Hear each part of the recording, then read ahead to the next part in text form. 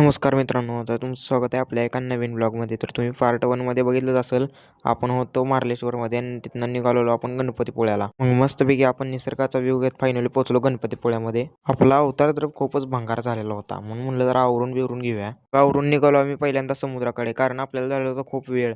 त्यामुळे म्हणलं काय समुद्र परत दिसणार नाही. चालत पळत आम्ही निघालो डायरेक्ट समुद्राकडे, कारण आपल्याला एक्साइटमेंट अशी झालेली होती.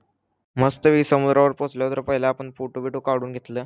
मग निघालो आपण पाण्याकडं आणि आपलं तर ठरलेलं आपण काय भिजायचं नाही, ओलं व्हायचं नाही. त्यांनी तर माझ्यासंग लय मोठा पोपट केला, धरला मला आणि फेकला डायरेक्ट पाण्यात. आणि माझ्यासोबत वैभवला पण आणि सोन्याला पण फेकून दिला डायरेक्ट पाण्यात. काय आम्ही तिघंजण सुट्टी देतो वय, गेलो पळत आणि धरला त्याला आणि आणला उचलून. मला तिघाला तर ती काय आवरत नव्हता, म्हणून म्हणलं जरा ओढून आणूया. आणि सोन्याने त्याला वाळूतच फेकून, म्हणलं अरे वाळूत फेकून, म्हणलं चल जाऊन पुढं पाण्यात फेकूया. धरला अजून आणि उचलला, निघाला ओढत आणि दिला पाण्यात फेकून. नवरन मस्तपैकी आम्ही आवरून निघालो आपल्या मंदिराकडं. मंदिरात गेलो, जरा दर्शन बिर्शन घेऊन जरा थोडा वेळ बसलो, बाहेर आलो जरा आणि तिथं पण थोडं फोटोशूट वेट करून घेतलं. मग मस्तपैकी मंदिरातून फोटो काढून घेतलं. मग आम्ही निघालो फायनली सांगोलला. आम्हाला सगळ्याला तर लय लागलेला भुका, म्हणलं आता तर काय भूक सण होत नाही, म्हणून थांबलो आम्ही एका ढाब्यावर. मस्तपैकी ताडबीट आलं, मस्तपैकी जेवण बिवून घेतलं. मग आम्ही तर तिथून निघालो फायनली आम्ही घरी. तर तुम्हाला आजचा ब्लॉग कसा वाटला ते कमेंट करून नक्की सांगा. आपल्या चॅनलला लाईक व सबस्क्राईब करून घ्या.